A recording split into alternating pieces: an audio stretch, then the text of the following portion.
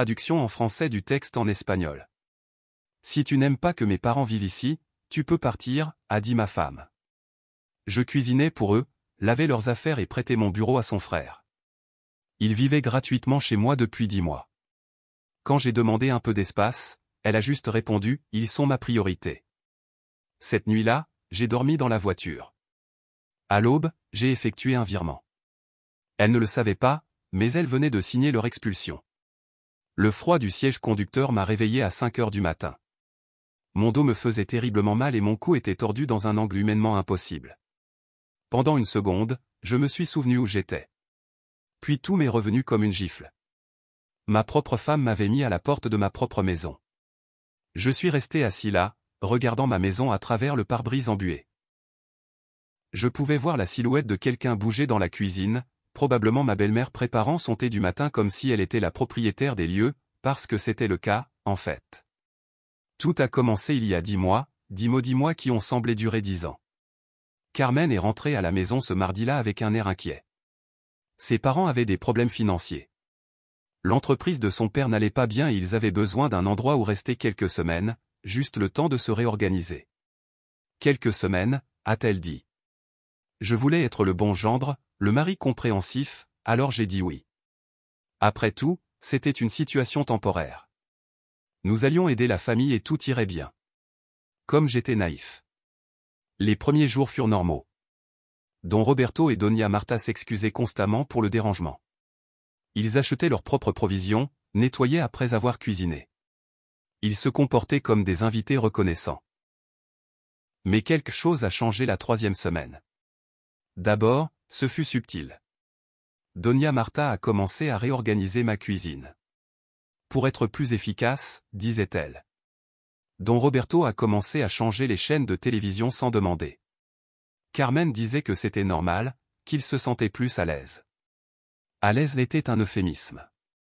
Au 2e mois, ils avaient pris le contrôle total du salon principal. Don Roberto avait son fauteuil préféré. Doña Marta avait changé les rideaux parce qu'elle n'aimait pas les miens, et je me retrouvais à demander la permission pour utiliser ma propre télévision. Mais le moment où j'ai vraiment compris ce qui se passait fut un mercredi soir. Je suis rentré du travail, fatigué et affamé. Je suis allé à la cuisine pour me préparer quelque chose et Doña Marta m'a intercepté.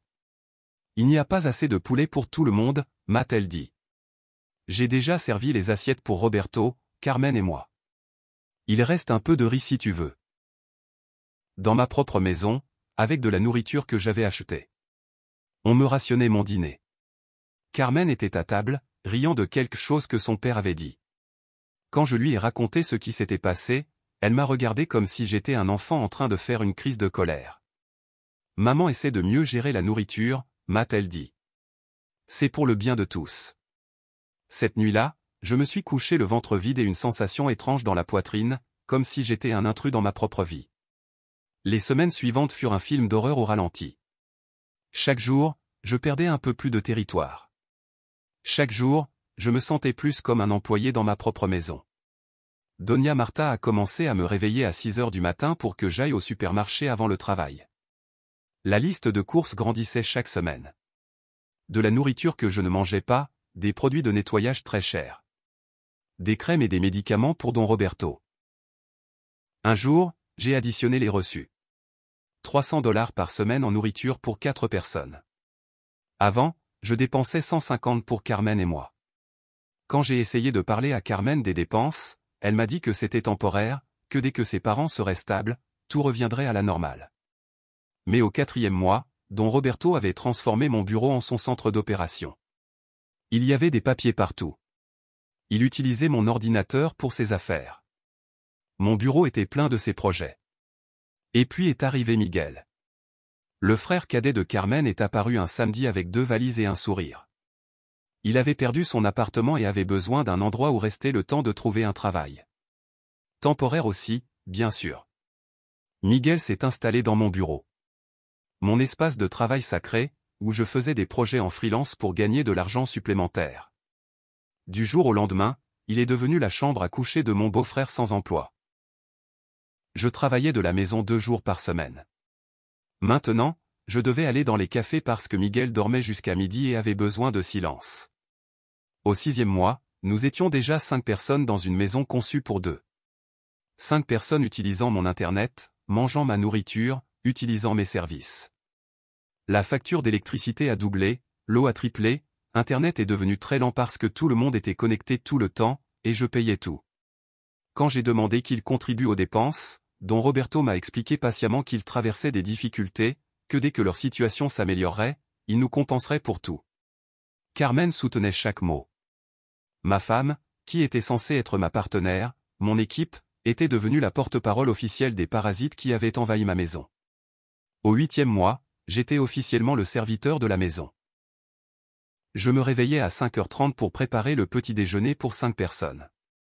Je lavais le linge de tout le monde parce que Doña Marta se plaignait de ne pas savoir utiliser correctement ma machine à laver.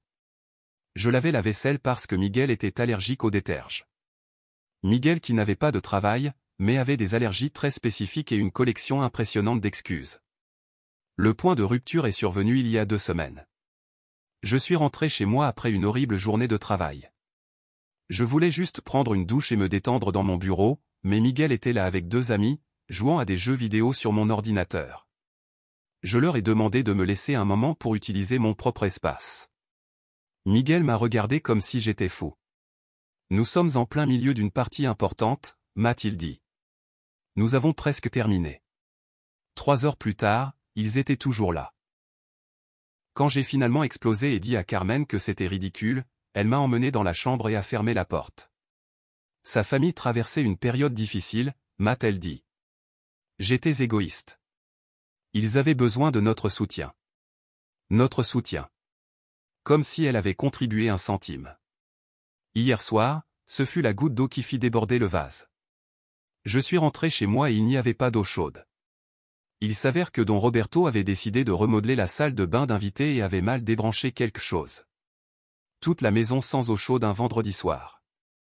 J'ai dit à Carmen que c'en était assez, que nous devions parler de limites et de temps, que dis-moi, c'était beaucoup trop long pour des invités temporaires. Sa réponse m'a brisé quelque chose à l'intérieur. Si tu n'aimes pas que mes parents vivent ici, tu peux partir.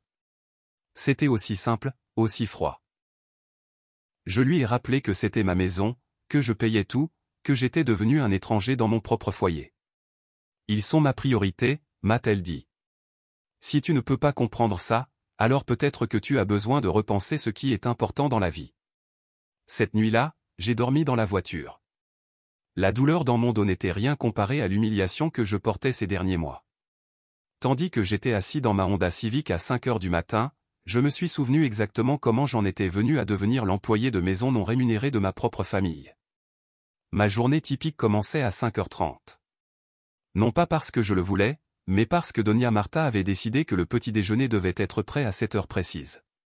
Tout le monde avait des horaires différents et je devais m'adapter à chacun. Don Roberto voulait des œufs brouillés au jambon. Doña Marta ne mangeait que de l'avoine avec des fruits frais. Carmen avait soudainement développé une intolérance au gluten, elle avait donc besoin de pain spécial qui coûtait 8 $ le pain. Et Miguel. Miguel voulait des pancakes faits maison, parce que ceux en boîte n'avaient pas le même goût. Je mangeais les restes, s'il y en avait.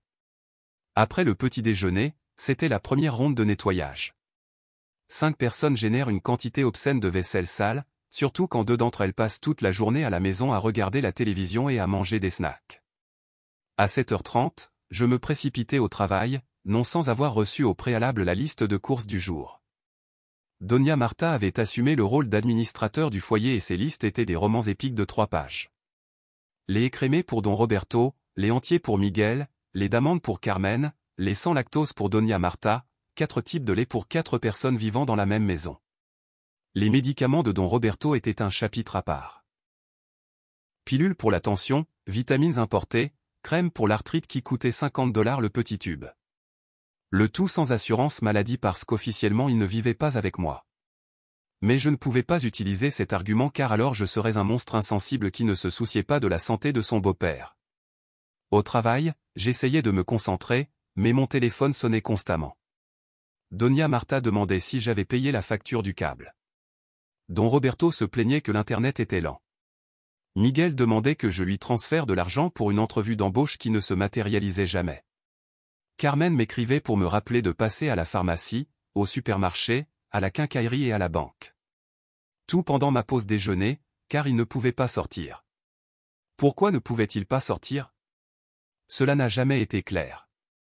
Les après-midi étaient mes moments préférés parce que pendant 3 heures, la maison était calme.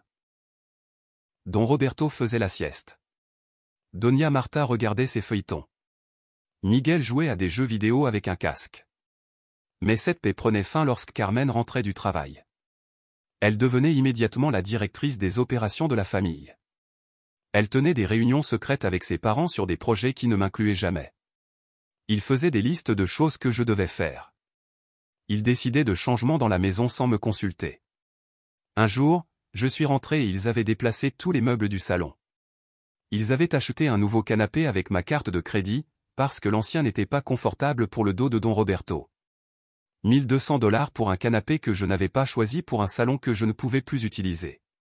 Quand j'ai protesté, Carmen m'a expliqué que Don Roberto avait des problèmes de colonne vertébrale et avait besoin d'un siège orthopédique, que j'étais égoïste de privilégier l'argent sur la santé de son père. Le dîner était une autre production théâtrale. Je cuisinais pour 5 personnes avec des goûts complètement différents. Don Roberto ne mangeait pas épicé. Doña Marta ne mangeait pas de glucides après 18 heures. Carmen était dans sa phase végétarienne. Miguel ne mangeait que de la viande. Faire un repas qui satisfasse tout le monde était physiquement impossible. Alors je finissais par faire 4 repas différents chaque soir. Après le dîner, je faisais la vaisselle pendant qu'il regardait la télévision. Ensuite, je nettoyais la cuisine pendant qu'il planifiait le lendemain. Puis je portais le linge propre dans leur chambre pendant qu'ils se détendaient dans mon salon. Les week-ends étaient pires parce que tout le monde était à la maison tout le temps. Don Roberto avait décidé que les samedis étaient pour les projets d'amélioration de la maison, projets qu'il dirigeait et que j'exécutais. Peindre la clôture, réparer la fuite de la salle de bain, nettoyer les gouttières, le tout avec des matériaux que j'achetais et du travail que je faisais pendant qu'il supervisait depuis une chaise confortable avec une bière à la main.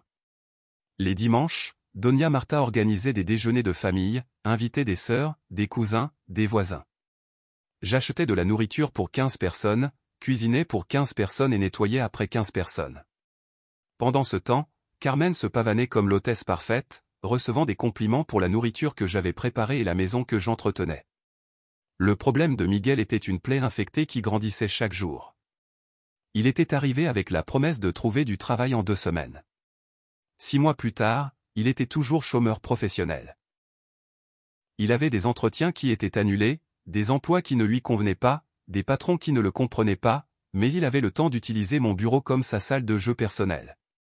Mon bureau était plein de ses affaires, mes livres empilés dans des cartons, mon équipement de travail entassé dans un coin, la pièce sentait les vêtements sales et la nourriture rance.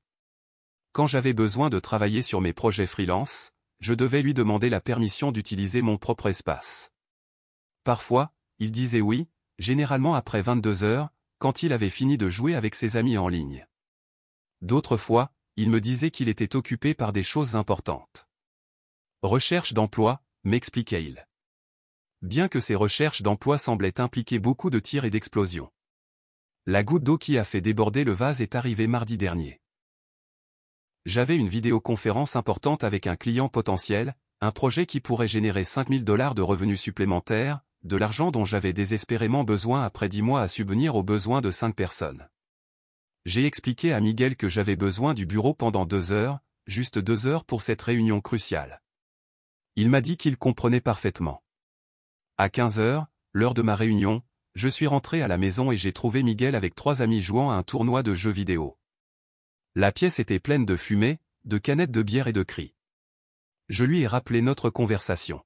« Oh, oui, j'ai oublié », m'a-t-il dit sans quitter l'écran des yeux. « C'est que nous avons organisé ce tournoi il y a des semaines. Je ne peux pas annuler maintenant. J'ai perdu le client. 5 000 $ se sont envolés parce que mon beau-frère sans emploi avait des priorités plus importantes que mon travail. » Quand j'ai raconté ça à Carmen, elle m'a dit que Miguel avait fait une erreur honnête, que je devrais être plus compréhensif envers quelqu'un qui traversait une dépression parce qu'il ne trouvait pas de travail. Une dépression qui ne l'empêchait pas de jouer aux jeux vidéo 12 heures par jour. Hier soir, tout a éclaté. Je suis rentré chez moi après une journée particulièrement horrible. Mon patron m'avait crié dessus pour une erreur qui n'était pas la mienne. La circulation avait été infernale. Ma carte de crédit avait été refusée au supermarché parce que j'avais atteint la limite en achetant de la nourriture pour 5 personnes. Tout ce que je voulais, c'était rentrer à la maison, prendre une douche chaude et avoir 5 minutes de paix. Mais il n'y avait pas d'eau chaude. Don Roberto avait décidé de réparer le robinet de la salle de bain d'invités et avait cassé quelque chose dans le système. Toute la maison sans eau chaude un vendredi soir. Quand j'ai suggéré d'appeler un plombier, on m'a dit que c'était une dépense inutile, que Don Roberto pouvait le réparer lui-même, qu'il avait juste besoin de temps pour comprendre le problème. 3 heures plus tard, nous étions toujours sans eau chaude et Don Roberto continuait à jouer avec les tuyaux comme si c'était un puzzle amusant. C'est là que j'ai explosé. Je leur ai dit que je n'en pouvais plus, que 10 mois, c'était suffisant, qu'ils devaient chercher un autre endroit où vivre. Carmen m'a emmené dans la chambre et a fermé la porte. Sa famille avait besoin de moi, m'a-t-elle dit. J'étais égoïste et insensible. Comment pouvais-je leur demander de partir alors qu'ils n'avaient clairement nulle part où aller? Je lui ai expliqué que j'étais devenu le serviteur de ma propre maison, que je travaillais toute la journée pour subvenir aux besoins de personnes qui ne contribuaient en rien, que j'avais perdu mon espace, mon argent et ma dignité. Sa réponse m'a glacé le sang. Si tu n'aimes pas que mes parents vivent ici, tu peux partir. Ce n'était pas une suggestion, c'était un ordre. Je lui ai rappelé que c'était ma maison, mon nom sur l'acte, mon argent pour les paiements, ma décision de la vendre. Tu es fou, m'a-t-elle crié.